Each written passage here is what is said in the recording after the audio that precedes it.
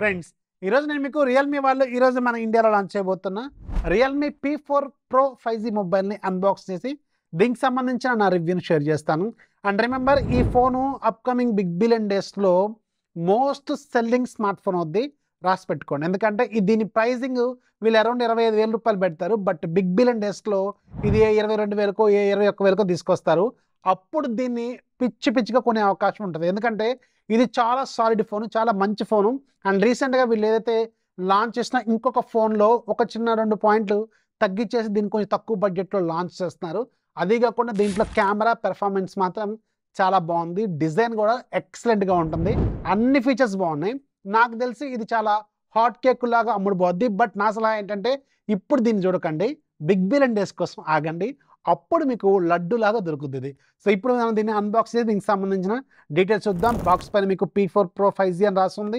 ఏ features, back side కొన్ని technical details, Snapdragon 7 Gen 4 processor, hyper vision AI chip. ఇదే first phone అనమాట. వీళ్ళు తక్కువ బడ్జెట్లో ఒక డెడికేటెడ్ GPUని దీంట్లో ఆఫర్ చేస్తున్నారు. జస్ట్ లైక్ వేరే బ్రాండ్లో మనకి V చిప్, Q చిప్పులు ఉంటాయి కదా, అలాగే వీళ్ళు కూడా ఒక చిప్ని దీంట్లో యాడ్ చేశారనమాట. 50 megapixel optical image stabilization, 50 megapixel selfie camera, ఇది 144Hz quad curved display, 7000 mAh battery, 80 watts fast charging.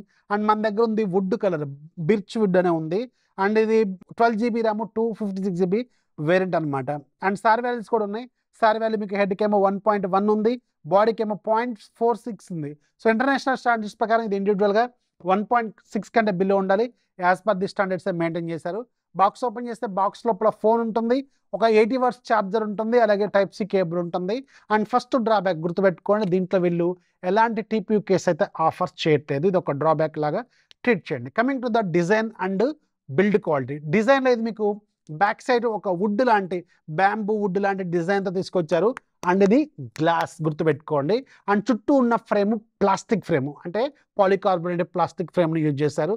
Chassis frame అంటాం కదా, అదనమాట. అండ్ థిక్నెస్ అంటే తెలుసా, చాలా తక్కువ, 7.7 mm థిక్నెస్. చాలా పల్స్గా ఉంటుంది, బక్క పల్స్గా ఉంటుంది. And interestingly back side camera model design మీరు అబ్జర్వ్ చేస్తే అప్కమింగ్ iPhone 17 Pro ఏదైతే మనకి ఇప్పటివరకు ఉన్న ఊహాగానాలు ఉన్నాయో అలాంటి డిజైన్తో వాళ్ళు కంటే ముందుగానే వీళ్ళు లాంచ్ చేశారు. అలాంటి ఒక బాక్సీ డిజైన్తో తీసుకొచ్చారు. దీంట్లో 3 కెమెరాలు ఉన్నట్టు కనిపిస్తాయి. దీంట్లో ఉండేది 2 కెమెరాలు. అండ్ ఇంకోటి మల్టీపర్పస్ IR బ్లాస్టర్ లాంటి పర్పస్ కోసం వాడే ఒక అడిషనల్ సెన్సార్ అయితే దీంట్లో ఉంటుందన్నమాట. దీంట్లో వీళ్ళు IP68, IP69 కూడా ఆఫర్ చేస్తున్నారు. అంటే వాటర్లో పడ్డా ఒక 30 మినిట్స్ వరకు ఇది సర్వే అవుద్ది. బట్ వాటర్ జెట్స్ లాంటివి తగిలినప్పుడు మాత్రం ఖచ్చితంగా డ్యామేజ్ అవుద్ది, గుర్తుపెట్టుకోండి. సో సర్వైవ్ అయితే ఖచ్చితంగా అవుద్ది అనమాట. చాలా మంచి విషయం అని చెప్పాలి.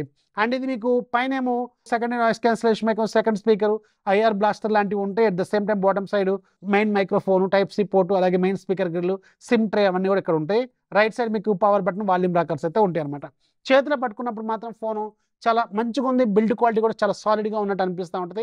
And again finger print scanner దీంట్లో కూడా చాలా కిందికి ఉంటుంది. ఒక చిన్న, నాకైతే పెద్దగా నచ్చుతుంది.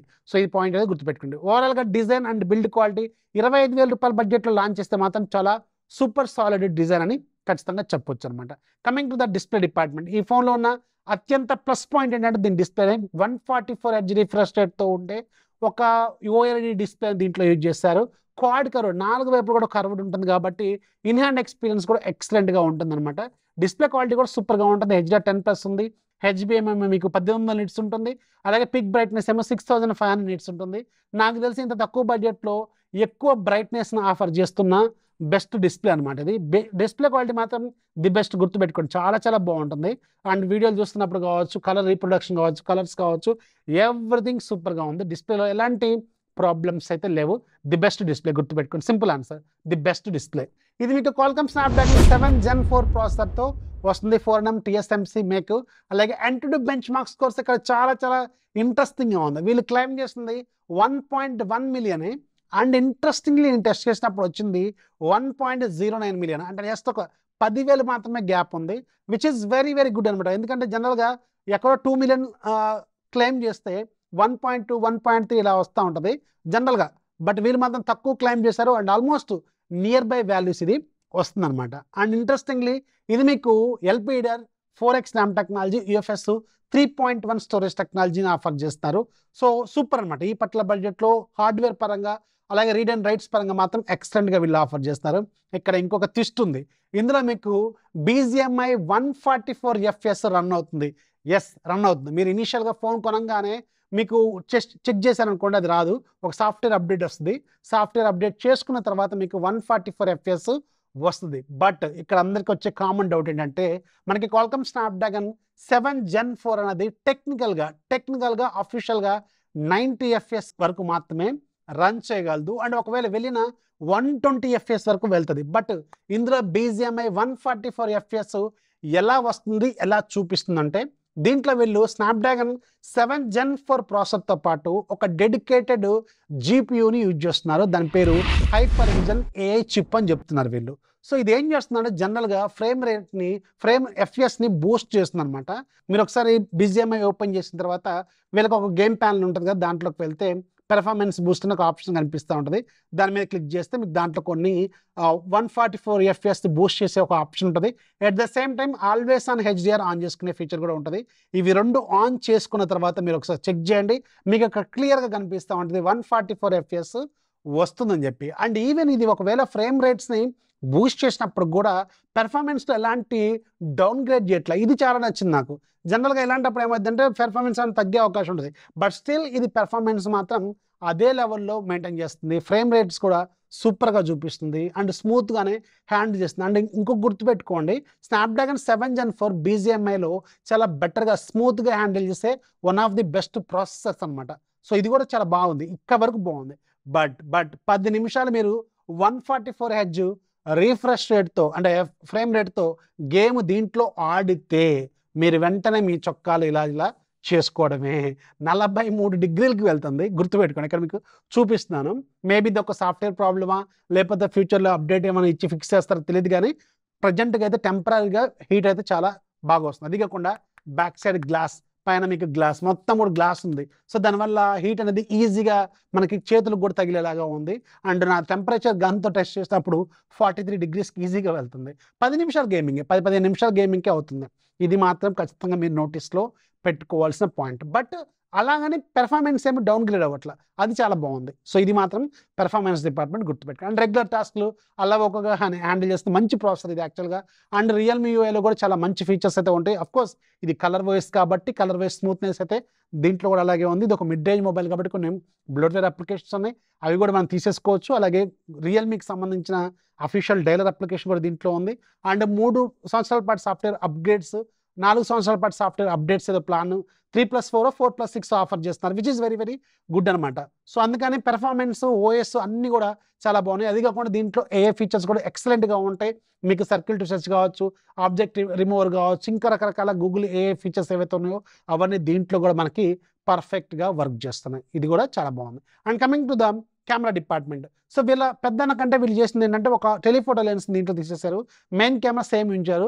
50 మెగాపిక్సెల్ IMX 896 సోనీ కెమెరా ఉంటుంది. ఫ్లాగ్షిప్ గ్రేడ్ కెమెరా, అలాగే ఆప్టికల్ ఇమేజ్ స్టెబిలిషన్ ఉంటుంది. At the same time 4K 30 FPS 60 FPS వరకు రికార్డింగ్ చేసుకోవచ్చు, which is very very good. Front side కూడా మీకు 50 మెగాపిక్సెల్ కెమెరా ఉంటుంది.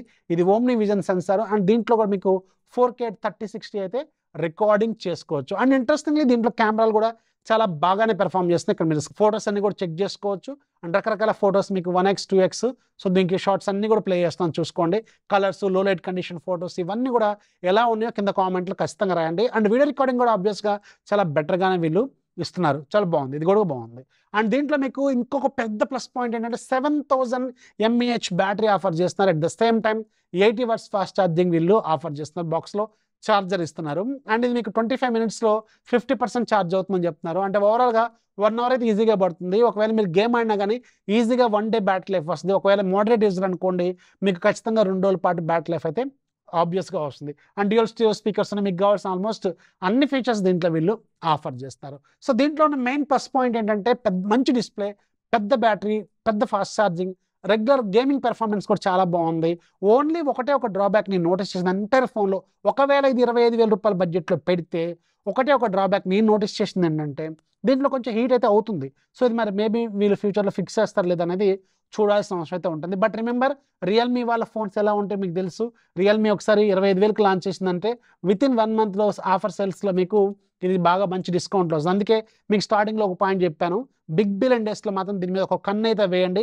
రీసెంట్గా వీళ్ళ ప్రీవియస్ జనరేషన్ P3 అల్ట్రా అది కూడా అంతే ఎక్కువ బడ్జెట్ లాంచ్ అయింది అండ్ తక్కువ బడ్జెట్లో ఇప్పుడు వస్తుంది.